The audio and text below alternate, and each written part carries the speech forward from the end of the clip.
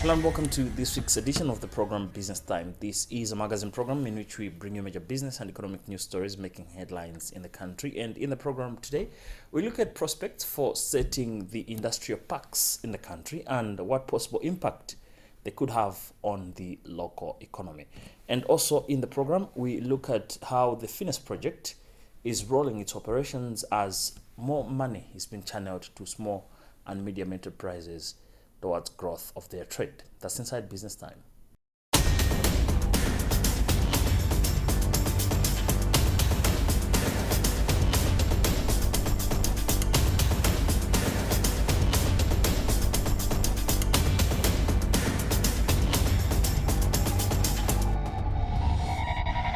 Hello and welcome. This is Business Time and my name is William Kumwembe. In our main story in the program today, about 2 years ago, Finance Minister Kumwembe announced that the country will set up industrial parks in 3 main cities of Blantyre, Lilongwe and Mzuzu. Now, the development was touted as the right step towards industrialization and expanding Malawi's export base. But 2 years down the line, what has been registered this far? Our journalist Justin Kweu reports.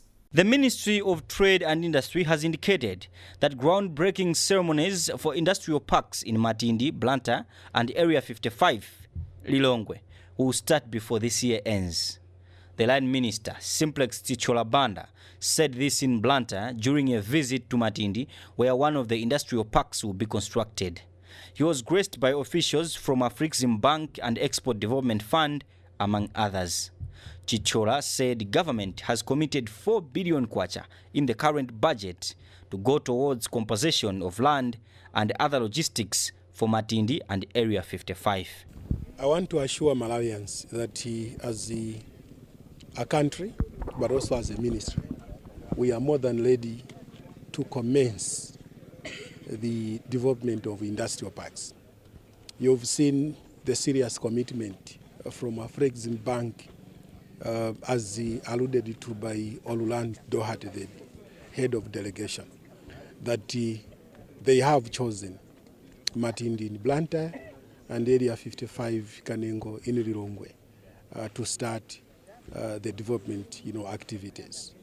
I would like also to make mention that in a number of discussions that we've had with them, they are indicating that between 6 to 9 months, they will be able to hit the ground running. What it means is that by the end of this year, we'll have ground-breaking ceremonies where that will signify the beginning of developmental activities. So that's the message that I have. I'm happy to state that the just passed budget, Malawi government has committed more than 4 billion towards industrial park development. That is a serious commitment that government has made. Therefore, as government, I think we are ready now to get started. And this is unlike many years before, because we did not have such kind of allocation from the national cake. So I'm happy to say that our coming here is not simply window shopping. We are really determined to get started. And the seriousness committed and shown by Afrexim Bank and Arise is something that we need not to let down. So basically, we are more than happy and more than ready to get started.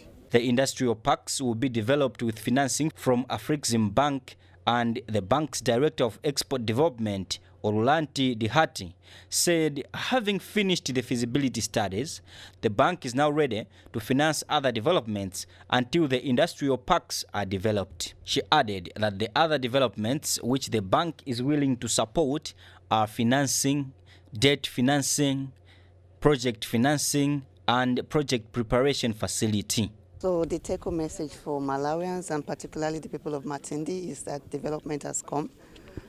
We have been working under the auspices of His Excellency the President of Malawi.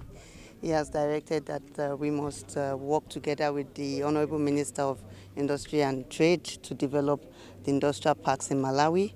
And we've selected 2 sites to start with, Matindi here in Blantyre and Lilongwe, Area 55. And we've come with our strategic partners, Arise Integrate Industrial Platform, to see the sites and to commence with implementation plans to develop the industrial parks.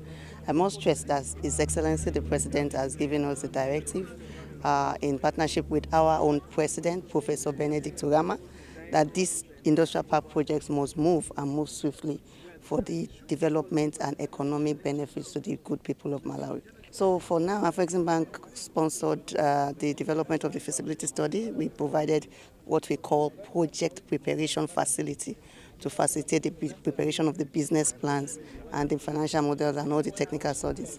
Following that, we'll be willing to support with all our, financing products, debt financing, project financing, trade financing, project preparation facility once the development starts.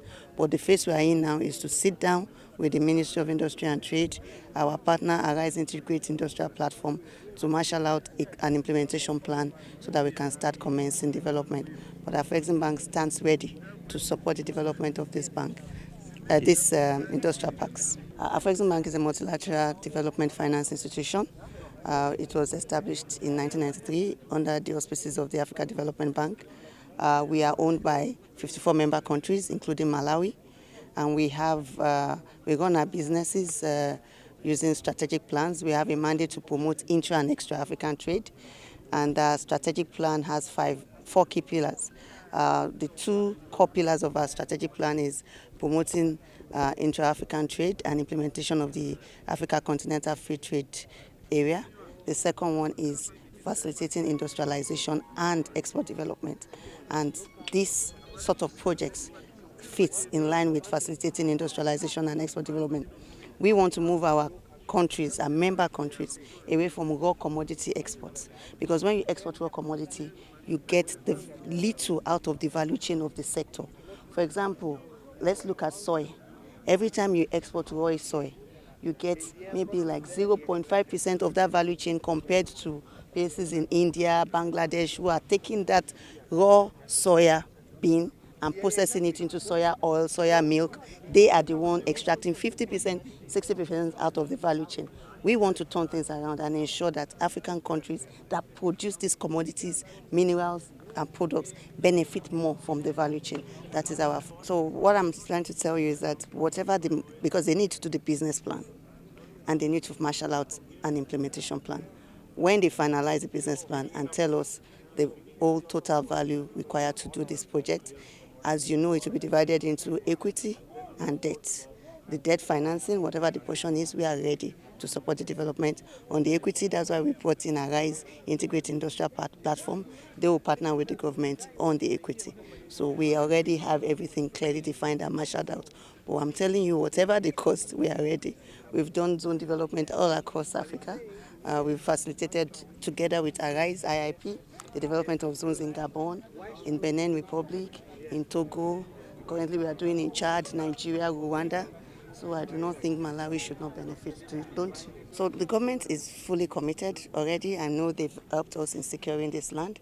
They're going to go through all the means possible to ensure that this land can be provided to the project developers, the industrial park developers. So that's the commitment of the government. But apart from that, the government is also still going to provide whatever equity support is required by the zone developers to ensure this place gets done. So the government is fully committed, both in giving us the land to develop this project and both in joining us equity investment partners with the zone developers, Arise IIP. Malawi is a predominantly importing and consuming nation, heavily dependent on exporting raw agricultural goods, with tobacco as the main forex earner. Now, access to finance is one of the major constraints to growth of most SMEs in the country. Realizing the gap, the Reserve Bank of Malawi accessed some funding from the World Bank to be channeled under a project called FINES, through which financial institutions are pushing resources to small and medium entrepreneurs towards growth. Now, the question that has always been there is, what impact has this had in the years of its implementation, as the project runs between 2021 and 2025? Mark Lungu is one of the key officials at the FINES project and explains. This is a project that was established by the Malawi government in 2020 with the view to assist the micro, small and medium enterprise in the country with access to finance, but also to help them with capacity building, but also to look at the issues of infrastructure as far as digital platforms are concerned, where the micro, small and medium enterprise can be supported. So the project started in 2020, and we are targeting people who are possibly based in areas that us as the project cannot reach out. So we thought that engaging the media is a good idea, because they are the experts in terms of disseminating information. So we want to partner with the media so that they take the messages to the people that we are trying to target. These are the the micro, small and medium enterprises who are in different areas. So as a project, we cannot reach out to these areas, but we hope that by partnering with the media, we can achieve that objective. So the Malawi 2063 agenda is about inclusiveness. So that's why I think this project comes handy, because it's talking about getting everyone on board financially. So I think it is really a big boost to that agenda, because it is taking everyone on board, especially those that are financially excluded at the moment. We are so far doing well, but we can do better. So far, we have reached out, the figures as of today, we've reached out to 36,000 businesses, and 36 billion has been advanced to these businesses. So we think that we are on course, but we can do better. It's our belief that the micro, small and medium enterprise are the engine for this country's growth. We cannot only rely on the corporates, so we have to take everyone on board, and therefore this project is quite key in trying to help this country to grow economically. We want to reach out to as many as we can, but we only have a percentage in terms of how many women we want to reach out. So we're targeting 40% of the women to access the money that we have, and 20% to be accessed by the youth. So whether we will reach 1 million, that's fine, but our target is at least 40% should be accessed by women and 20% by the youth. Depending on performance, there is possibility that the World Bank can smile again on us and renew the project. We are already in discussion with them to say where we are now. We think that the project is really making wonders, and therefore maybe they should consider extension. So we have already started discussion with the World Bank. Remember, this is Business Time, a magazine program in which we bring you major business and economic news stories making headlines in the country. We'll be right back.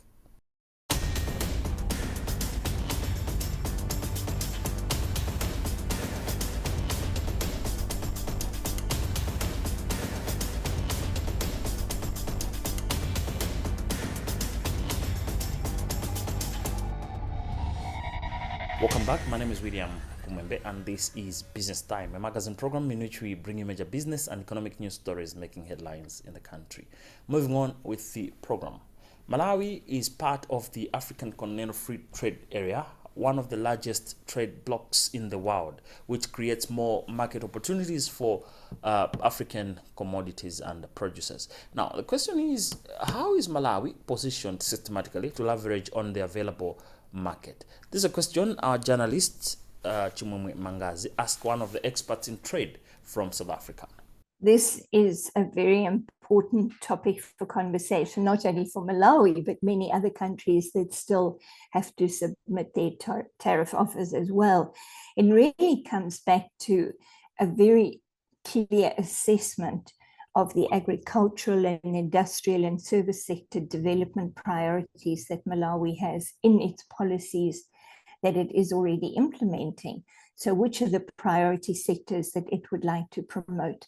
And usually what would happen then is that it may be that Malawi puts the tariffs for those industries and sectors in the sensitive list, or may even exclude them from liberalization.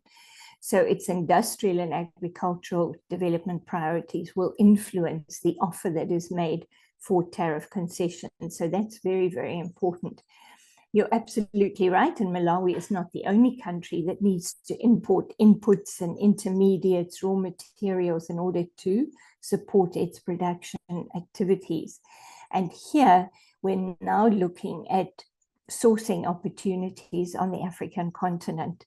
And that's where the rules of origin become really important, because if Malawi is sourcing inputs from another state party of the AfCFTA, then it would qualify to trade under the AfCFTA rules. But, for example, there may be a situation where it's sourcing inputs from a global source and not adding enough domestic value in order to meet the rules of origin under the AfCFTA, then it would not be able to trade with other state parties of the AfCFTA under the AfCFTA preferences. So this is where it's so important, the conversation between business and government, so that government is well informed about where business is sourcing from, what they are sourcing, and how much value addition takes place in the Malawi economy. So the rules of origin are those rules which determine the national origin of the product, and that means it qualifies to trade under the preferences of the AfCFTA. So they're the gateway to trading under the AfCFTA. So extremely important for businesses. Very important, because a business may actually be wanting to trade under the AfCFTA, say with a country like Morocco, because currently it trades with Morocco under the rules of the World Trade Organization. But that same firm may also be trading with a neighboring country, say Zambia or Zimbabwe. And there it would trade either under SADC or COMESA rules of origin. So at the firm level, they will be able to tell us exactly what the implications are going to be of the rules of origin under the AfCFTA.